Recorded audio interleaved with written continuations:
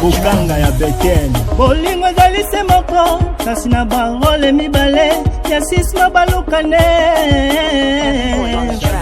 ebandaka na chiffre 6 wana tozomona otosi afekte ebele. Mesdames, mesdemoiselles et messieurs, encore une fois bonsoir. Je suis très ravi de vous savoir nombreux en train de suivre votre émission d'aujourd'hui.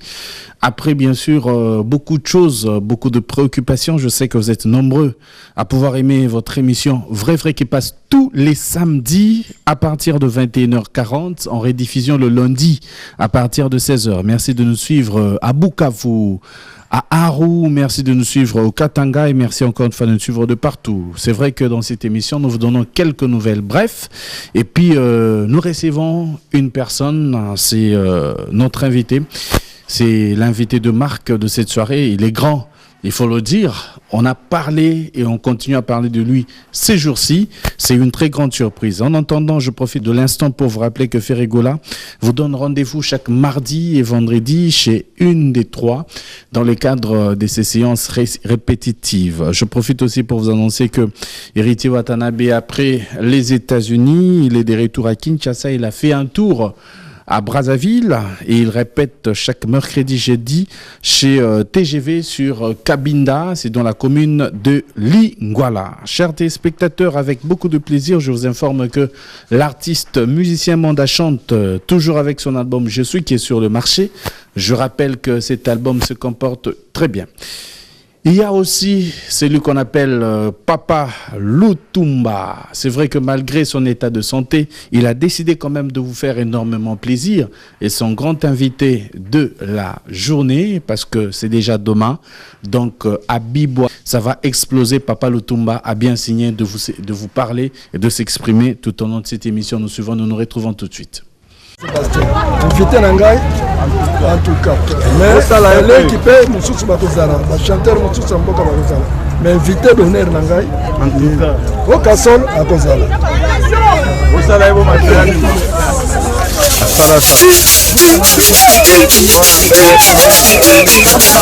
Monima vivant tout. Arrêtez vos temps.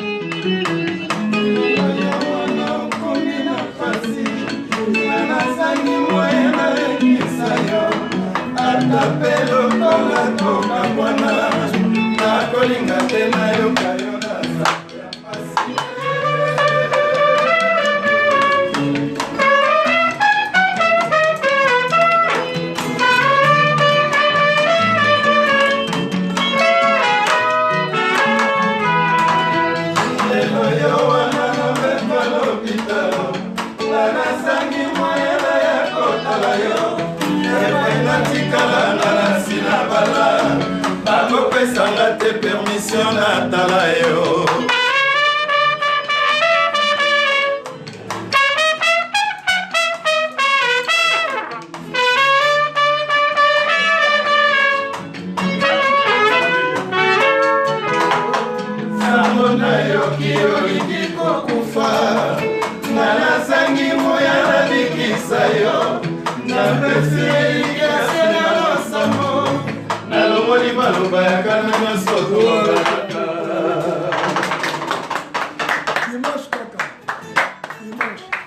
Dimanche, quand il parle papa Sébastien, en tout cas, vous avez vu le répertoire est tellement mollah. Il y a la dame Zoko. On y a un gars mon côté. On a mis une belle répertoire est mollah. Mais bah na o la ngai ba ko se prisa bino. Merci beaucoup.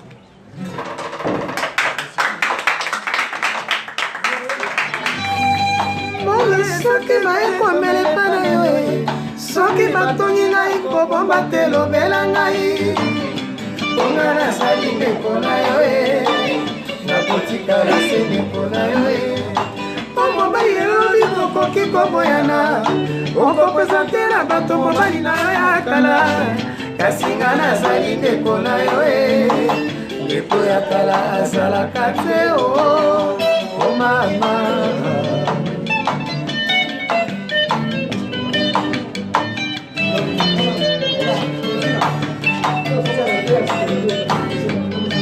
Voilà, nous sommes de retour après avoir suivi Papa Lutumba. Moi, je serai là, parce qu'il faut que ba nostalgie est belé avec Papa Lutumba, tiki biso tazana biso malgré l'état de santé naé, vous allez belé lobby déjà na bibois ce dimanche pour votre plaisir. Je profite encore une fois de plus pour vous informer que Rasson avec son Wenge Musique à Maison Mère, ils sont déjà à Kinshasa. Les séances répétitives, c'est les mardis, mercredis et jeudis à la Zamba Playa. C'est comme je vous ai dit tout à l'heure, vous allez remarquer l'entrée de l'artiste qui sera sur plateau. Avant de le recevoir, je vous informe que le chanteur-compositeur, au nom de Kalimoussi Mungaza, un artiste de Chabunda, au Sud Kivu, il a chanté pour la paix. Il appelle les groupes armés de cesser la guerre et de cultiver la paix.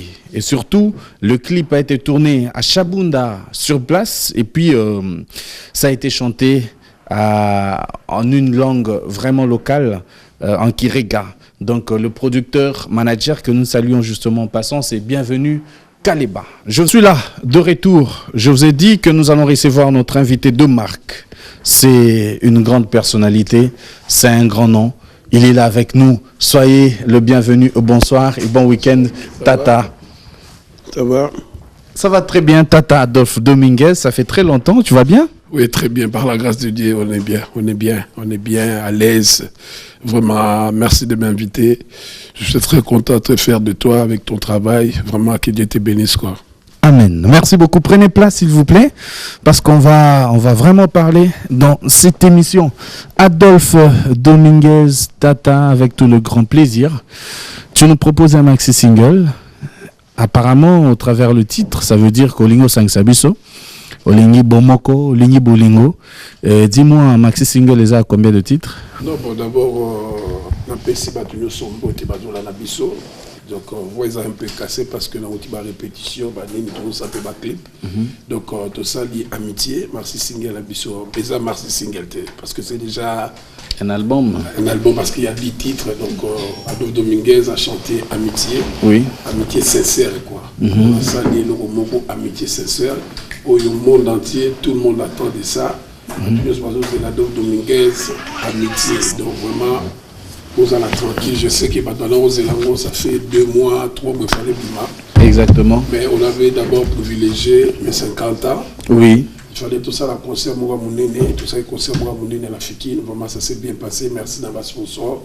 Merci dans Nzambe Oya Pessinga à Joana parce que c'est l'année de 50 ans, quoi. 50 ans, Yango Moni, Adolphe Dominguez a fait Taki, Yango Moni, album est poussé dans mon métier.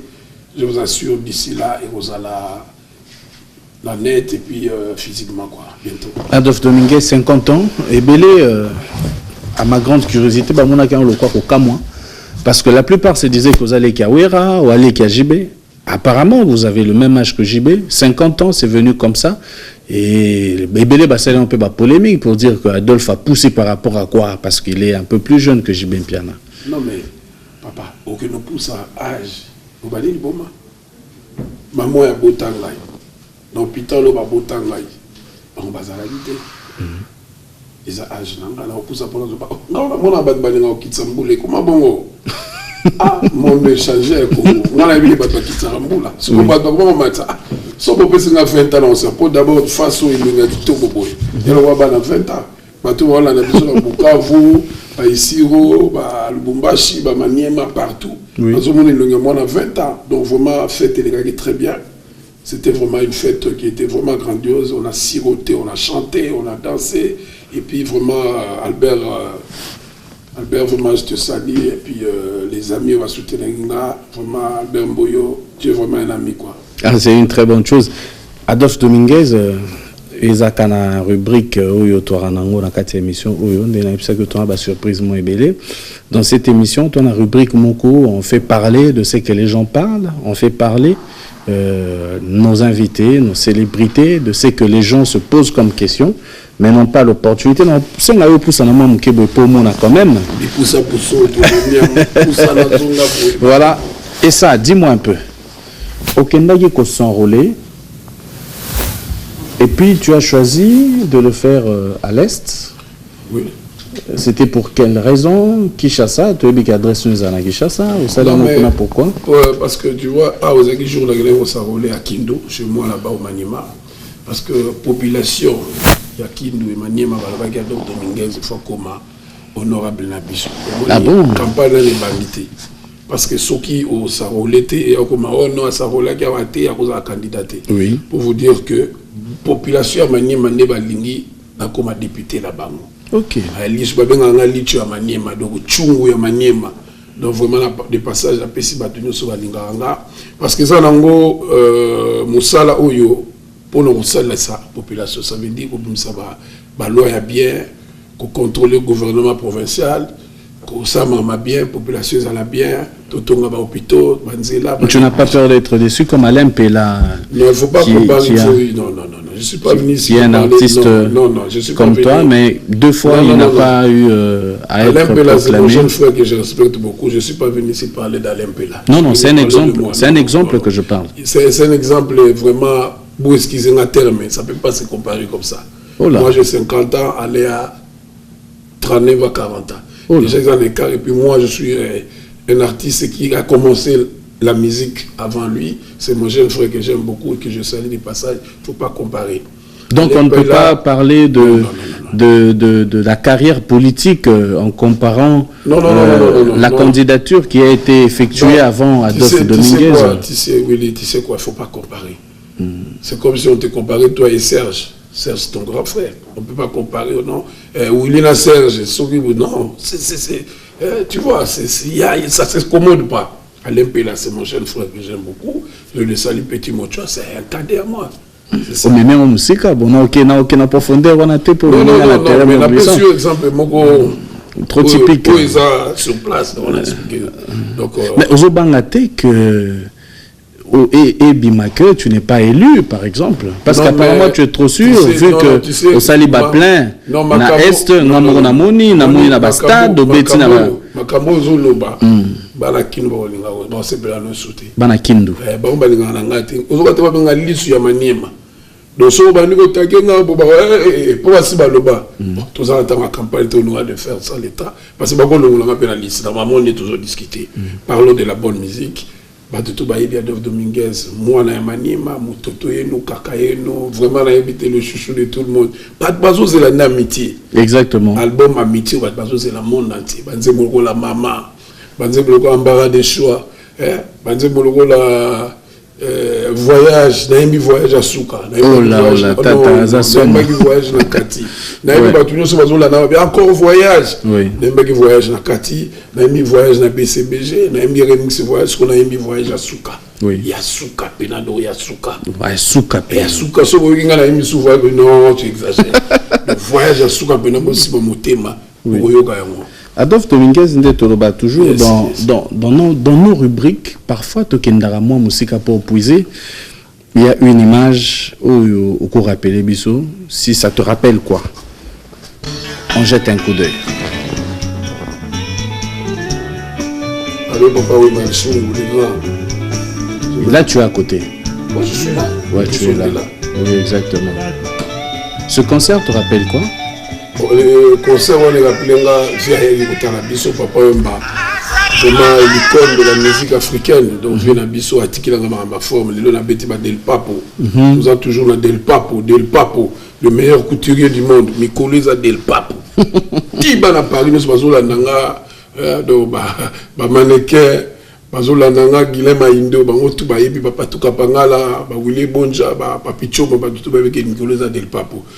Album concert rappelé à Mebele. À l'époque tout ça la publicité à Opel et à Paris Saint-Germain, le grand Wenge, vraiment avec M. Simon, M. Simon. On était nous tous, c'était vraiment bien la fête, papa est venu. Jour on revient la taro ba yoji, robo langa pe nazala, on tire le na bomba yango. Oula. Toi on a na vie. On y a tiré pas jouer quand on tambola la sombra pas. Et là il y a mamotobo, il y a kotobo, il y a hiver. Puis à Betara bord, et puis bon, c'était la fête, c'était vraiment bah je dirais zouléma, bah tout bazala qui nous sentir maintenant Paris c'est une ébullition. Ça c'était le grand Wenge quoi. Le grand Wenge bon. Malheureusement, bon, le canard boité, le main noir, tous les mains noirs sont venus pour nous séparer. Bon, exactement. Dieu a donné la chance. On regrette non, il faut toujours regretter. Une bonne chose, quand c'est parti, il faut regretter. Dieu a donné la grâce. Aujourd'hui, nous tous, on est clean, chacun a son propre groupe à lui. Donc, c'est ça la vie. On quitte chez le parent, on devient parent, et puis on devient vieux, et puis on devient mémé, papa, coco. Donc, c'est ça, quoi. Après le long parcours, il faut le dire, mais on ne comprend pas. Tata et son ami avec qui il s'attache, beaucoup plus. Est-ce vrai que c'est celui-là?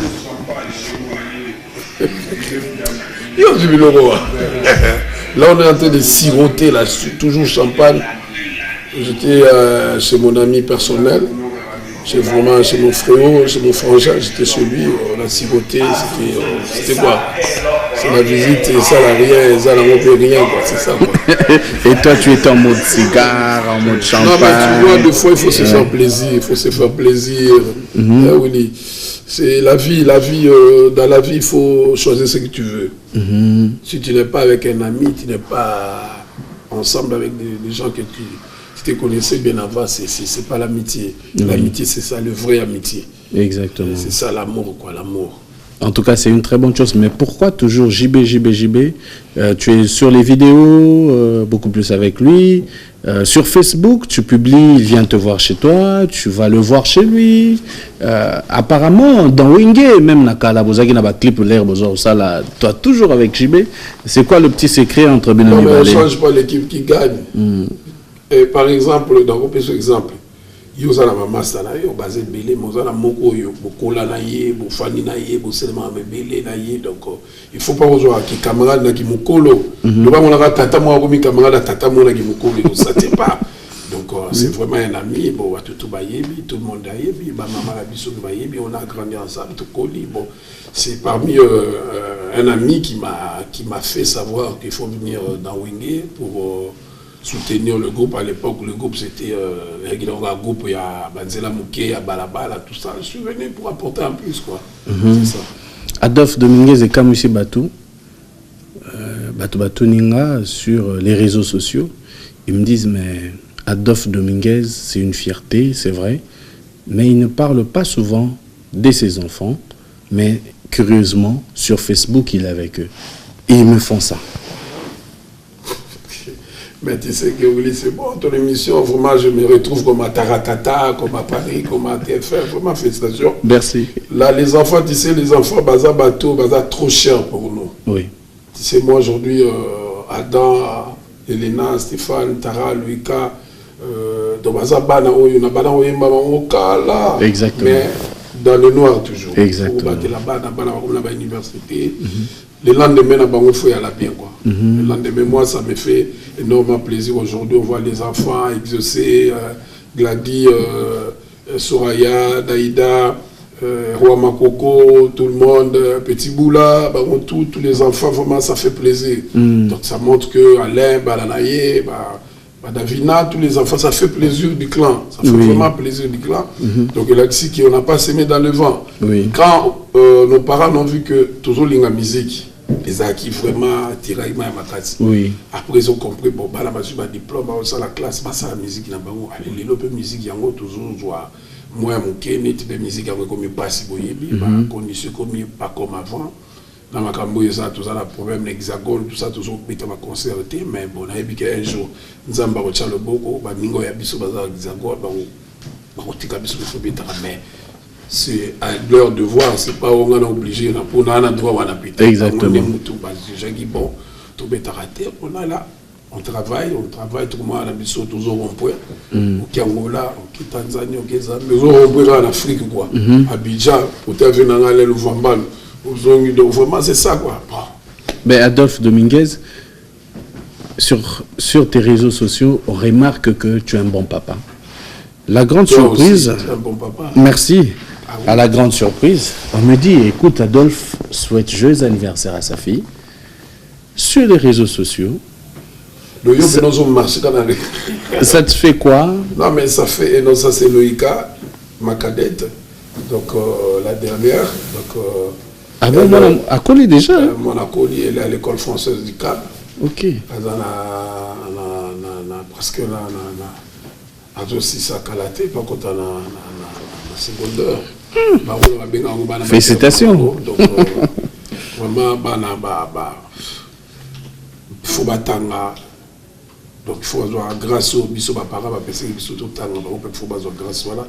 Je profite de l'occasion pour souhaiter bon anniversaire à ma grande Cathy Cayenne, une soeur à moi que j'aime beaucoup. Bon anniversaire maman Cathy. Vraiment que Dieu te bénisse, beaucoup de bonheur, beaucoup de bonnes choses, vraiment. Adolphe Dominguez. Non, qui ne se connaît pas au Souka. Au bateau, Tata, le chouchou de tout le monde.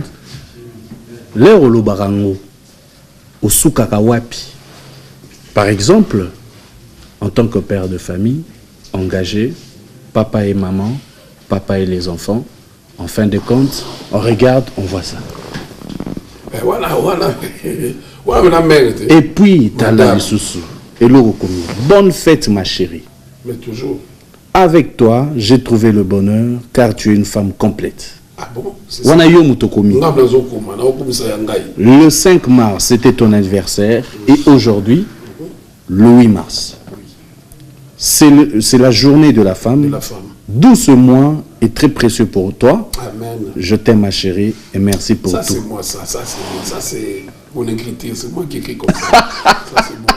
Non, mais, tu sais, c'est une femme...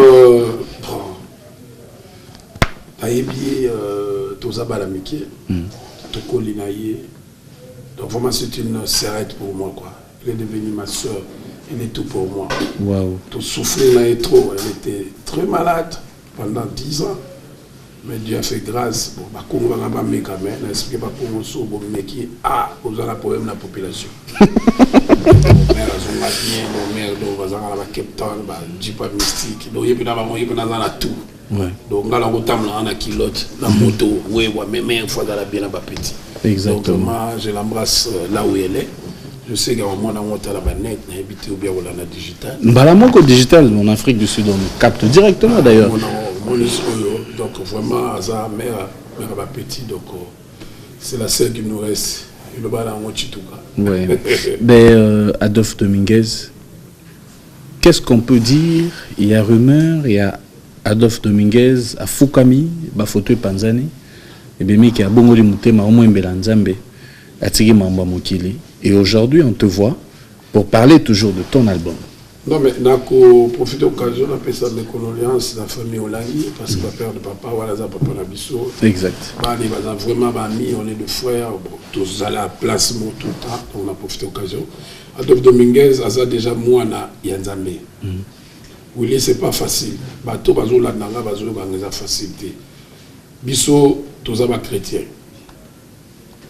Ça, la geste non, moi je chantais pour Dieu. Là, il m'a dit mon père, il a l'église, papa, prophète Néma, et pas y a Moïse Mbié, qui n'a pas y a Papa Dayo, qui n'a pas l'église Bélé, qui n'a pas la catholique, partout. Biso ne pas une zambazali. Patika Boloba, Ngalilo, Moussa Nangezali, chanteur. Moussa Nzamba Pesanga Yangwana, Yangon désolé, ça va petit, ils ont ça, Nangazala, Adolphe Dominguez, Boye Binga. Naza pilote, ministre, naza chanteur, compositeur, patron du groupe Tonia, donc c'est ça mon métier dans la Yangwana. Parce qu'on comprend que Adolphe Dominguez, il faut comme ça colo. Pose une colo tende ngala yo tozawati. C'est ça. Donc bayi baki Adolphe Dominguez musana isa musique. Na minga nzambe mi ko le nzambe bazati c'est tout un peu très. Exactement. Quand ba après nzambe muswazati. Adolphe, tu remarqué que ça fidèle na batuna yo, il y a toujours des gens au Sitaka. Oui, évidemment Kami Kachama, Willy Moucheni, Papson, ba bienvenue, batuna. Bienvenue Kaleba. Donc vous appelez donc batuna nga pena bangwana. Donc ngai na. Donc tu es fidèle dans les relations. L'amitié fidèle dans ma relation. Bah, fidèle dans la relation. Oui, bah dit d'accord, c'est il lot. D'abord rabango, bah tout donc vraiment dans la zone. Tu veux se trahir yo en amitié, c'est quoi ta réaction? Si on trahir bon, je sais pas, on peut me trahir ngazate parce que on a le chouchou de tout le monde. On trahir le chouchou aussi mbaté. Na ba no vira ba aussi dika. Bana ki sangani ba aussi dika. Ba honorable na ki sangani. Ba aussi dika. Bah tout va aussi gagner poto partout là les chouchous les bonbons des enfants les chocolats les biscuits et le mandala vraiment masawana na évité quoi masawana passer la mariage et mariage on est dans la top et le mandala et maria et donc sous qu'on a mariage en plus vraiment félicitations à ma casse quoi mais tout ça on a des papo del papo oh c'est quand on ça la pub pour ba futara yo to ça la ngora pour le bilamba ba mon belé tout ça ma musique pardon. Adolphe Dominguez, c'est vrai que beaucoup de gens rarement, hein, sur tout un un concert, en plein concert, au bimi, sécurité et tout. Tamson a fête en famille, moutoum soit profiter de l'obina yo. Mais biso to kitaratine à fin fond. Bon bien.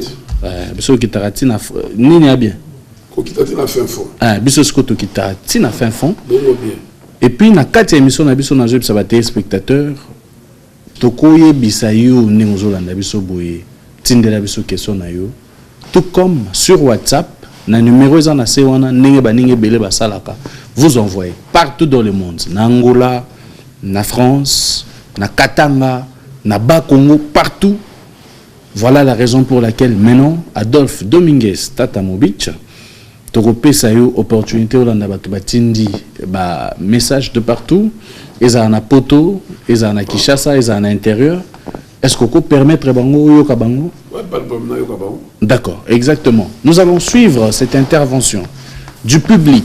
Kandeto Choloba, si vous voulez intervenir, Kotakaka na numéro zana sewana même pendant la semaine, sala na yo utunikaka boyambanani, on va te le dire parce que si quoi en direct, c'est impossible au tinda vidéo na yo na numéro zana sewana. Nous nous retrouvons juste après cet élément pour les réponses. Bonjour Adolphe Dominguez sur le plateau. Je voudrais savoir si, au regard de tout ce que vous avez vécu dans votre parcours d'artiste chanteur, je voudrais savoir si réellement ça vaut encore la peine de faire de la musique aujourd'hui. Tenez bien, vous avez intégré Wenge Musica en 1984. Donc Wenge existait déjà. Donc vous n'êtes pas les cofondateurs de Wenge Musica comme vous avez souvent tendance à le faire croire. Wenge est créé en 1981.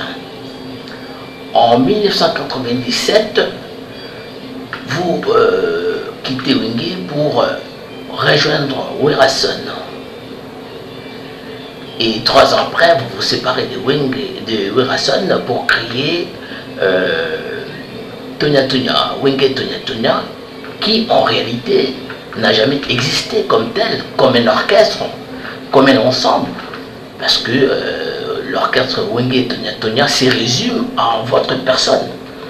Donc, quand on parle de Tonya Tonya, on ne voit que vous, on ne voit pas une autre personne. C'est-à-dire c'est un idéal, mais qui n'a jamais été comme tel, existé comme groupe, comme un orchestre, comme on le voit beaucoup à Kinshasa. Alors, vous avez 4 albums depuis, je pense, si je ne m'abuse pas, 4 ou 5 albums. Mais aucun de ces albums n'a vraiment jamais été, n'a jamais décollé, hein, n'a jamais cartonné. Alors je voudrais savoir si si ça ne vaut pas la peine de faire autre chose. Vous pouvez travailler la terre, vous pouvez être commerçant, comme la plupart de vos collègues sont devenus commerçants. Ils sont plus artistes, ils sont commerçants. Moi je pense que faut-il pas faire autre chose que compter sur la musique? Avez-vous vraiment un avenir en musique? Tata Mobich Adolphe Dominguez. Naga etambo la fin na commune Lemba. Na s'appelle mingi na occasion na vu une émission vrai na poser aux questions pour poser mutuma bana sipeno bana kala. Pour za ibamki to kana winge boye bukabani na winge okina wera. Si bokina wera bo évoluer na wera komi atamo boye na wera bukabani. Quand bukabani na wera okipe la mpanzi na yo tomoni bimisi bachela mputu bimisi bala poste o kilibiso sur la Congo tebi na biso et après ce que tant ba longwe o train na yo mongo na batna ba musicien na tomoni toyebate to mono bimisa kaka voyage ka ba remix ka ya voyage ka ba remix ya voyage toyebate eza dia quoi inspiration eza na mosu te to ndenge ni poto to lembi en pe ça besoin que nande to yoka babla sika to so bimisa to ka pe yo pe sika e ya o ya sika to mona mote ka voyage tu évites les années de ministère na route ba bangote ba tout surtout moi que na au ministère mutubu na o ayo ba eba na wate et tu évites les apôtres là tu gi ozo ministère ba masika ce qu'on album o to zelani ba sikuza ça babla sika to zelani to se pela to banga ce moi so voyage na kati to banga mo ça veut dire tout moi babla sika to se pela que non tata mon bitch habité to babla sika to se retrouver na kati tout moi tama bloma. Bonsoir. Tata Mobich Adolphe Dominguez. Bonsoir, Willy Kaimbe vrai. Moi, je m'appelle Trésor Makenda. J'habite ici à Kinshasa, dans la commune de Kinshasa. Dans la question, mon copain artiste Nabiso Adolphe Dominguez. Question est que Adolphe n'a remarqué ces derniers temps où l'équipe n'a émission est belée. Il y a Congo Awa. La question où tourne à propos de Névono Kofi Olomide, aux autres répondre était aux autres c'est qu'autant à Komonaï, aux autres autant à Komonaï en fait. Autant à Bakoma Batino se commune aux autres autant à Monokonaïoti. Puis, deuxièmement, la fête anniversaire et orchestre Nayo, bénissez presque la grande musique à Congo, JB, Bawira, Nabamissus. Oboyi ko bengisa ko sholo midi bengisi ete mais batango to bengisa ki pe baya na fête en anniversaire baya ki pété kofi oboyi ki ko bengisa voilà deuxièmement troisièmement na matanga ya mama ya Didier Lacoste artiste na biso mama ya kufaki personnel artiste vile bazaki ba faire rigola ba kabose yopo yaki okutaki ko sholo midi azalaki opesi bato nyonso mbote oboyi kopesa ye mbote ere na ye opesi bato tu mbote okomi place ye azalaki osote opesi bato misusu oboyi kopesa ye en plein air na public bon naye nayeba toto ndoyi problème nini eza entre bino boza bakolutu boza bagran ya musique bino nde bokoservir na exemple ya bajeune oyo balingi na bino bazoya mais soki bino boza kose comporte bo exemple nini bozopesa kotanga kombo problème. Mais si écoute marqué en plein air dans le public, au bout de ça mon imam de sauter, bah tout va remarquer que boyo kanate problème inézoyo. Tant comme aux autres maté, bien ça qui est na petite, boyo côté ça embote, bon éclaircir biso le la édition est vrai, il y a Willy Kaimbe c'est du vrai, les biso vérité. Problème nini, ils entre bino parce que l'émission est vrai. D'accord. Nous sommes de retour, Tata. Oui, bon, ce sont les interventions de nos téléspectateurs qui sont aussi vos fans. J'aimerais quand même que vous puissiez voir qu'est-ce que vous pouvez les répondre. Non, d'abord, tout ce qui sort de poubelle ne me touche pas. Donc, il y a un intervenant là qui a parlé, là, il a beaucoup parlé, mais il y a ça confusion, il y a ma date, confusion sur confusion, donc, on comprend, je n'ai même pas compris. Au Yagina 84, bon, moi je suis un homme vraiment, un homme apaisé, un homme bien, je ne connais pas le monsieur, bon, je ne sais pas, bon. information par jour le bawana bon je sais pas ce que je lui envoie par lobby rebelle date tout ça et puis qui ngala qui na orchestre awera ils orchestre awera télé orchestre yangai na awera na dimanche donc il a parlé je sais pas oui à lobby barambo a évité quoi donc il n'était pas informé il n'est pas dedans quoi il n'est pas dedans oui bon deuxième chose deuxième question dans suivre jeune wana lobby que pour un voyage exactement non parce que moni eza avant bisoto ya la musique ba remix on les ala ke pesa nzembo moko e marque ka moto lelo comme on a ba jeune garçon vraiment que ni bangola na mboka do ya Adolphe Chilamwila le patron na Pesimbote na mboka ya Bokito Pandachala na mboka Ventri na Lukapa donc vraiment mboka Paulo Tudilu. Donc vraiment voyage ça il y a on a lobby album on a aimé on a souka na aimé on souté oui toi là banze mon a aimé maman nous allons bambara des choix vraiment cette fois-ci la bêtise c'était dans on a moqué notre ami là a dit que dans ça sont 4 albums bon a bien ne pas titre album le premier intervenant là oui le premier intervenant donc lui vraiment oh longolé obaé na baé mais a bien maman zo le batté quoi OK. Bon, je ne suis pas contre lui, il a opinion naïe, il a bongo. Il a aussi des opinions naïe. D'ailleurs, on a passé un beauté. Il passe au français. Il a envoyé de la France, hein. C'est un numéro de la France que j'ai vu. Il a français. On a sur le grand bogo en 68. Ouais, il y a la Kimi. Il est bien. Là, il a été mais on est face avec la Kimi. Oui. Donc, banze molokola ba muna ezali ba ya na le bio non de nini ba musicien na ba ba na raté. Après mususu wana ndira yeba ka répondre ba la coste ba chela moni ba oyo bazobenga lelo J3 ba limousine ba oyo ba tade kuluma ba na tous ces musiciens ba otatone tone. Oui. Moi j'ai plus rien à prouver donc vraiment sans rien penser quoi.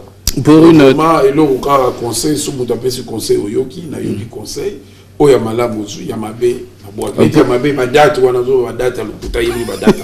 Pour le deuxième intervenant, je pense qu'à part Mamba Voyage répondre, Nabilo Kwasikaneng ou tu répondre, on a longuement parlé de ça d'ailleurs pour ton album, ils ont sous Maxi Singleté, bah musiciens ou Yozana Bangosika, ils ne sont pas trop connus. Non, mais ils ne sont pas trop connus, c'est parce que là, l'album est limité, tout l'album est bima, bah il Babango, tout ça n'a pas Wangler, tout ça n'a pas l'Aventura, tout ça n'a pas Mikilin, tout ça n'a pas déco bah tout bon on a pas beaucoup découvrir bango bah bazo c'est la bango bah chirimba la bazo c'est la bango bah picho bazo c'est la bango donc vraiment toujours beta c'était album na biso amitié total sur ba mission ba humanité moi le bien on ma commerçant ah mutabeta Olympia beta ba Bercy beta ba nini beta na ba stade partout bon on comme commerçant on a habité.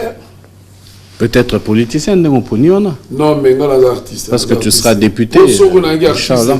On a courage d'atteindre l'image de WhatsApp. Il faut la bête aller siffler. Donc, les artistes, c'est moi qui ai bêti. Bon, ça, c'est la dernière question. Il y a intervenant Mwatouni sur Mamba Matanga. C'était en public. Non, et puis, bon, je ne sais pas. On a bien. Maman la kosa kufaki, aza maman la biso, batunyo subayaki. Merci d'être venu à compte à la cause et tout. Oui. Donc, au cours répondre que nous, il est quand même bien. Ça, c'est pas un problème. D'accord. Est-ce que ça peut se faire aussi qu'un fan cherche à avoir la version de son artiste, de sa star, et que au CPLito le but que non bon on répondre était si on a envie de répondre ah voilà ce qui le but répondre était là on comprend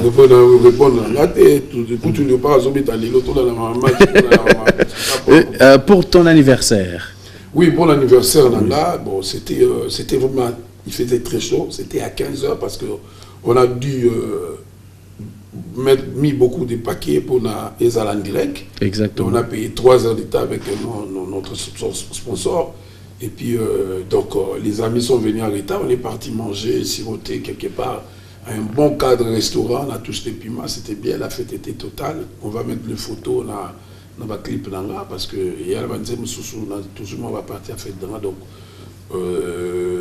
la fête c'était total quoi. Oui, Adolphe Dominguez, aujourd'hui, c'est vrai, dans le Grand Wingé, on te disait toujours que tu es beau, tu t'habillais bien, Et ça fait quoi quand on te dit que tu dansais bien, à un moment donné, au Longola Siko Bilamba, au Tika la torse nu, je me demandais, et les gens me disaient, c'était quoi? Sentiment, to ezaki ndenge na yo. Après moi, Batunyo sur Balongola ba chemise. Comment ça? Yo mo mona après moi, tout à la chemise. Au mona monté. Local internet banze mo monsieur bien mo tout à Longola.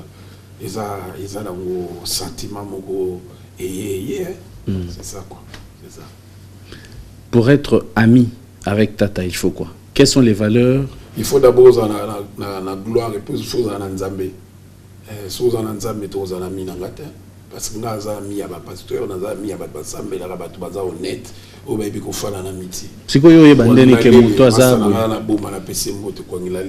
C'est quoi yo bandeni que tel mutoza honnête, asa bon. Ça va bon. Honnête ba mise muso balongwa wana. Miso eza muso esprit nanga ya bonzambe na ya sukinde nezo simbate. Ngoni mo ba benda nyake. C'est ça. Donc moi j'aime les amis, ba mina biso, ba hypotums. Bakamika Chama, Wini Moucheni, Bienvenue Kalema, donc Babi Bazebele, Napena Bavinanga, Willy Bombito, Baya Civic Bolochoa, Bavebele, Batebele, tout ça là-bas Tebele, Naba États-Unis, Naba Sud, Naba Paris, Jamou Safi. Donc, famille, les Benezamounen. C'est quoi le mauvais souvenir de Tata, na carrière naïe? Bon, un mauvais souvenir, c'est belé toko le bangote, et puis un bon souvenir, peut toko le bangote. Ok. Normalement, la Congo va tout dans le moto. Bon souvenir, on a délai tout dans le moto, on a dit. On a dit moto, mauvais souvenir, bon souvenir. Parce que souvenir, c'est le Congo, il y a vraiment ça et tout ça. Mais il y a le bas, il y a le haut, bon, souvenir, il y a pas bon souvenir. C'est ça. Il y a, est-ce qu'on peut dire aussi que parmi les artistes Oyo, au Vanana Bango, qui s'appelle Moitana Bango, Bazaba collaborateur na yo, ils en ont Oyo garda ba très bon souvenir na Bango, Oyo ti lelo, ko banana wenge, ti maison mère, ti Tonya.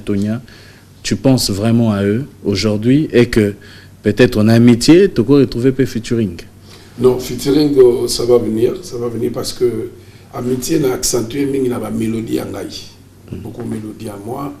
Banzi momoko yo na bombaka na tiroir. Et là on a petit bouquet na mo na komaka. Na kaye na ngamobo ya quadriller. Na komaka banzi mo na koma ba la vie na koma ba muna ba nini na joie yango na bomba mo. To beti banzi mo na ba petit na nga ba ni habité. Ni disco ba mo lo tato biloko wana na jusqu'au kaye yango ya quadriller. Na fungole on se na zuba mélodie ya kala. Okabla ba yana voyage. Bayana Ruko Martini, Bayana Muna, Bayana Irendo, Banzimbo Wana. Ah, na ebite, faut mon anik badwa. Obinga moko dans conscient. Qui badwa zelinga etro. Yango tuko toko raté toko sala blagité. Toko imbate obeta kalwa ba ivoire te rumba pena rumba. Pour faire beaucoup là-bas qui bonso pour ma rumba. Yango toujours si rumba fada. Do rumba pena donc c'est ben ya ba anja adorable, donc bien. Pour c'est là. Il y a l'un des gens. Exact.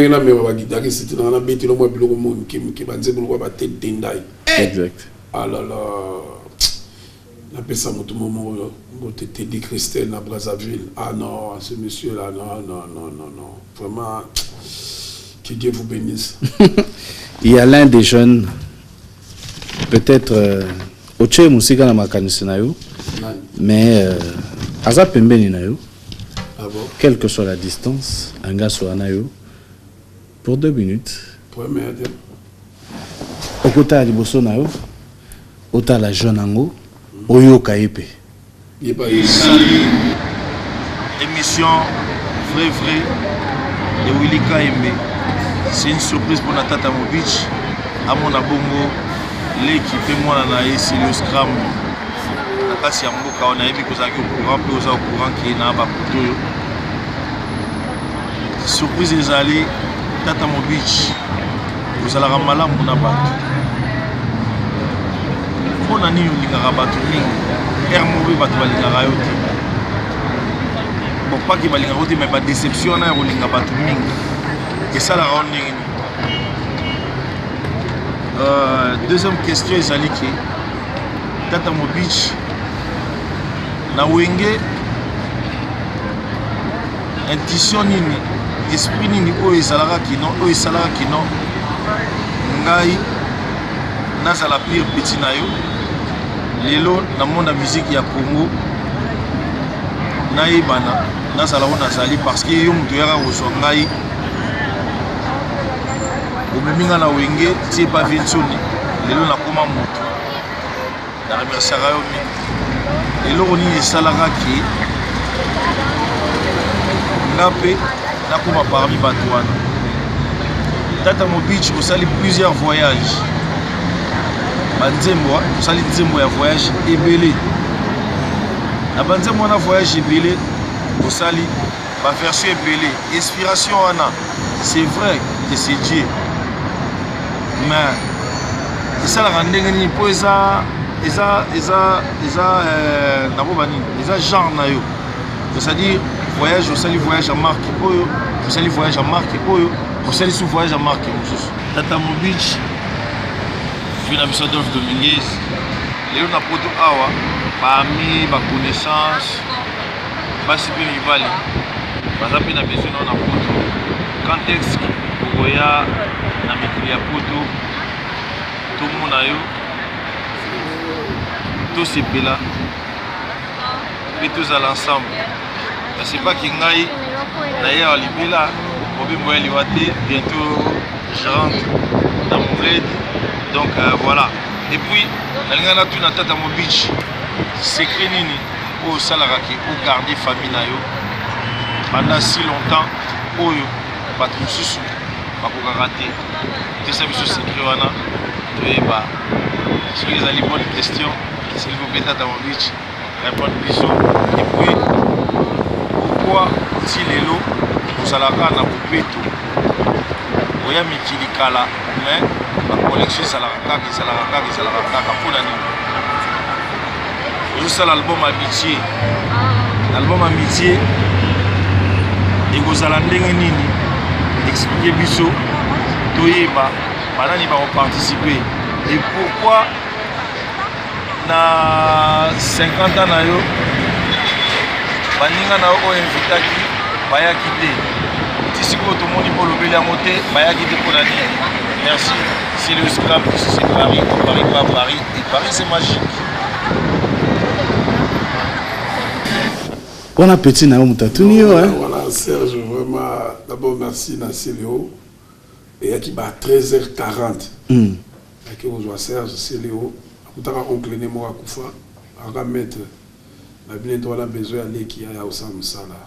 Bon c'est une longue histoire. Et puis donc en tout cas les Bercy ba boya ya ki na telema akenda. Wow. Vraiment Céléo oza les qui na linga mingi parce que vraiment na habité. Avec Mamba Lobby, venir à Paris, c'est parce que tout le monde attend, tout le monde a raté. Ils sont comme un bateau. Au mois de jours, au Bataminayo, ils sont comptés par Georges 5. Tous les ans, là-bas, la grande suite, au fait, des jours seulement, tout est là-bas, Del Papo, tout est là-bas, Papi Choma, le président Mangala, tout est là-bas, Anthony Nguinama, tout est là-bas, Tunayo, Solo, au seulement, nous, il y a Kenayo. Oui. Donc, comme tu insistes, cette fois-ci, cette fois-là, vous avez visible. Vous avez visible. Château rouge. Oui. Bon, il faut qu'on respecte, comment on dit, pas ultimatum, il faut respecter les lobos, madame Poutou Balobi. Oui. Oui, au seulement, oui. Donc vraiment, c'est Léo. Cette fois-ci, cette fois-là, sur le Panama, au Panama, il y a Panama. Oui.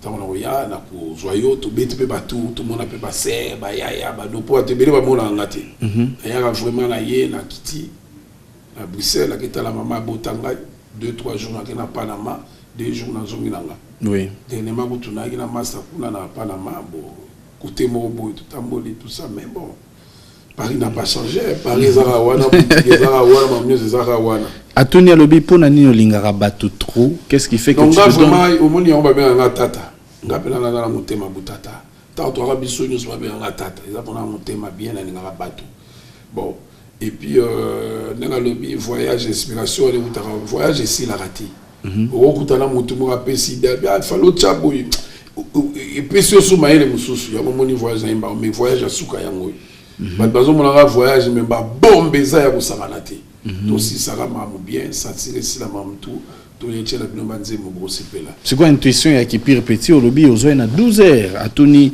intuition ni nango yo zoa pour lo bakake non petit yo akota na maison mais. Et azana bunzambe na ye ana bunzambe za lo mususu nzambe mutatinda kinga na lukaye. Donc azali kinanga na ngaka mingi vraiment c'est Léo. Que le Père te bénisse, quoi. Donc vraiment, là où tu es, garde-toi bien. Donc, que Dieu te protège. Ton travail, l'ambition, il s'est réalisé. Donc, c'est ça, quoi. La vie, c'est comme ça. Oui. Ils ont bonheur.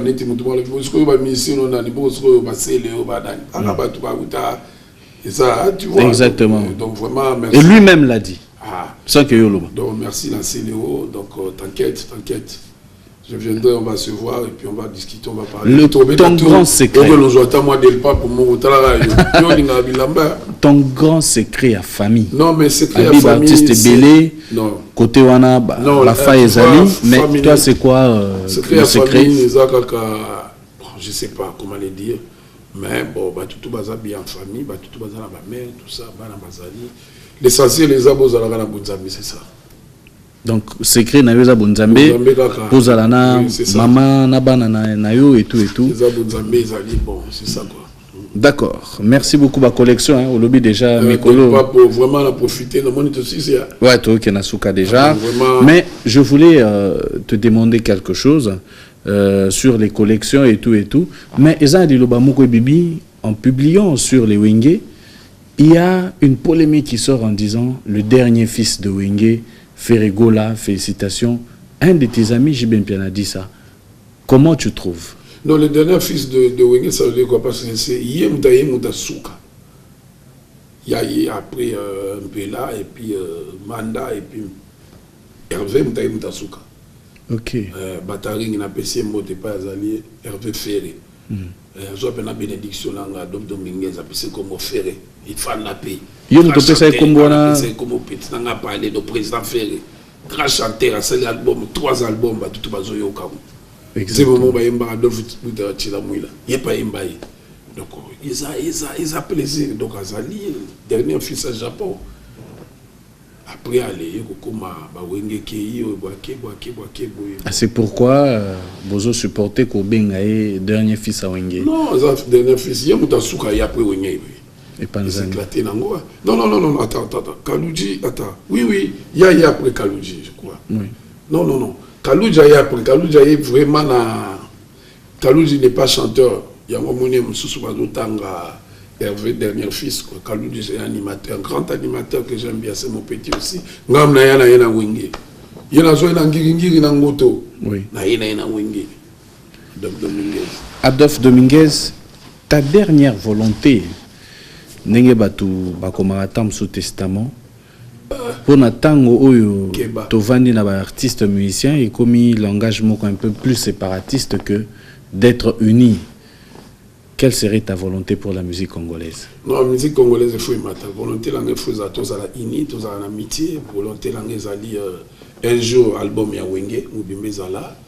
N'est-ce pas, mon ibazai, ko babeta, ils aura plaisir. Bana oki babeta air, moko, bien si ma olanga na PC mbote. Donc vraiment, ils ont volonté là bien. Donc il faut soutenir Bisso, parce que Bisso n'est tout ça les lois bien. Moni tango Wenge yaki. Mais les lots Wenge salami, les lots Wenge ont comme bintene la bitene, mais tout ça est bien. Vous sentez que Kotoyo, Bazobina, Koto Bazobeta, ça va. Et ça va bien. Pour Olimbisa Moutasalio Mabe, il faut quoi? Olimbisa, Izaka, Netibiso Zona, la Bunzame, faut Olimbisa. Faut savoir pardonner. Pour yo Olimbisa, yé Moutasalio. Mais la Rolo va se glangoter. Pour ça, on a lobby, c'est grand, on va lancer la langue, mais pas bien Moutouana, sur au sali, bon, Olimbisayo. C'est ça. Tata, je vais te demander de te lever. Ah, non, tu vides, hein. En tout cas, on a profité. Tu vides, on a noté, on repousse en a. Oh, là, on a profité, on a fait ça, on a mboté. Avant, on peut ça, on a mboté. J'aimerais qu'ensemble avec toi, nous puissions recevoir quelqu'un. Oyambasuna. Moutouana, yo ouye bisanga soki azanani. bakutana na Djerba. Ça veut dire Djerba ndena. Ngalo bakutana na Djerba. Mutonga kokota. Bakutana Djerba ko c'est so Djerba boko c'est akota nene. Djerba kota yi. Est-ce que Djerba nani? Djerba ga Djerba. Tala na mutonga. Oh boba.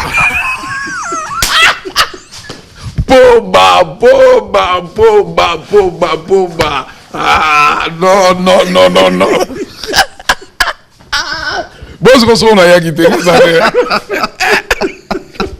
Koloba Sion. Hein? Non, vraiment. Moni, Willy. Si vous pouvez salinga na habité. Vraiment, c'est un aîné. Oui. Que je respecte beaucoup, même moi, même les amis de Wenge. Est-ce que on peut permettre à vendre? À fan. Djerba problème, écoute, vous mettez Djerba l'exemple, maman. Soit l'autre là, on va côté. Oh là, mais c'est grave ça. Voilà. Donc vraiment, tant que le bas qui est Evre Zali. Oui. Faut commissaire Pascal Poba. Oui. Ngai moto oyo so kaza compositeur apesa nzembo aza lukuta. Ah bon? Pour nga mona composaka. Oui. Mais naza na mayele belé.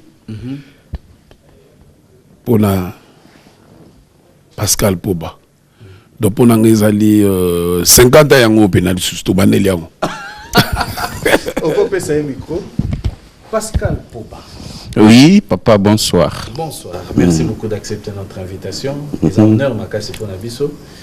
Namoni Adolphe Ambion et Sengomingi. Boebani Mboula Boni, ça fait combien de temps? Un témoignage pour lui et puis un petit conseil. Frère, Naba année 80. Yé civil, ngai civil. Oh là. Tu dis que ceux qui au sein du Cambo, na koya pepa mama, na fundio. Yé pe akoya pas ya grand frère puisque ngai naza kole pas grand frère. Oui, aye bien, ba yé banaki. Pour azara les sous-soutés. Aye pe kofunda. C'est dire que ba souvenir les aibélé. Oui. Ba civil. Il fallait guider ça là. Ngai artiste était, oui, parolier était, yépé musicien était, civil. Voilà. C'est une très bonne chose. C'est qu'on est tous au succès mission Boué, na témoignage européen ça. Tata Adolphe Dominguez, Lelo Zalibosa Pascal Poba, il a expliqué que tu as beaucoup d'affection pour lui. Et ça moto yotam so kanisa gite karoya. C'est par là qu'on va acheter un petit mot aux téléspectateurs et puis un petit mot pour toutes ces personnes qui attendent amitié, qui sont en train de suivre maintenant. Le micro est là. Poba Lobaga Muscade ezelo ko mukeme nzete na ngozali gigantesque. Donc c'est vraiment un grand. Na Congo ba compositeur baza mais ko leka nga la moniete. Na likambo voyage on appelle ça solo que omoni na soko yogi mutanzo loba na yo. Omoni na koloba nini soko zo lamba pondo eche mafuta te osimba te. Oui. Donc yaza mafuta ngaza pondo. Oui. Papa tika ngala maboko na ye. Donc vraiment album amitié nazo leka partout nazo remercier Poba. OK. Pour na ba conseil bazu pena turo ba sillon. Pour ce album est simbité. Ngai na oleka na TV na bino nos frères nos amis album est simbité. Yépé azui camion akeboma abonintile. Merci beaucoup. Non, on a profité na pesa vraiment Adolphe Mutebachila Mouila Mbote. Oui. Na pesi batutu bazola na biso ba na satellite partout vraiment. Na ligne bino trop ba na Cape Town, ba na Sud, ba na Paris, tout so na ye na romona na. Kota pe banganda ba nini mais mimi to kutana ka. Tant tamula la Guilhem Indo yebi. Donc vraiment papi Choma batutu na pesi Mbote. Na remercier Bino Willy. Mutumo ko ta yebisa ki non. Tat album ne mabe. Aminga me la poison. Mais tant que yo qui a extrait à voyage à non, pourquoi mon client m'a fait tout élément to kabana awa. Vraiment merci beaucoup. Merci beaucoup Tata Adolphe Dominguez pour Nathan au PCBiso. Merci beaucoup à Pascal Poba encore une fois qui a été la surprise de celui qu'on appelle Tata Adolphe Dominguez. Merci beaucoup à Paul Montou Zambé Abba transporteur MD Fils. Merci à Guy Bouchiri qui est en train de nous suivre. Merci à Dédé Mopassa. Le mot de passe, merci à l'architecte Simeon Moussindondo, au docteur Jeff Njadi Leteta.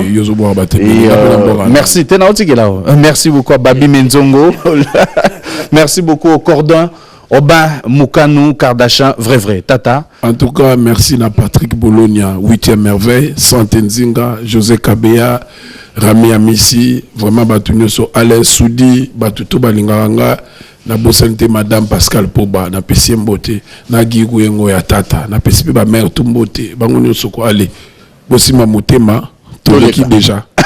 Merci. Donc, vous nous retrouvez en diffusion donc chaque samedi, comme tout à l'heure, à partir de 21h40, en rediffusion chaque lundi à 16h. Netolobi, ba question nabino du lundi au vendredi, Botin Nango, toujours na numéro na sewana na monde entier.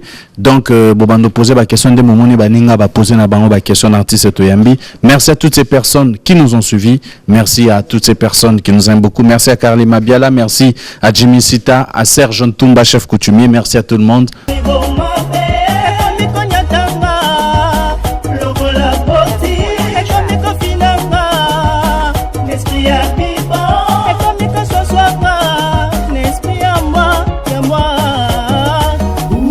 Papa Ngimi,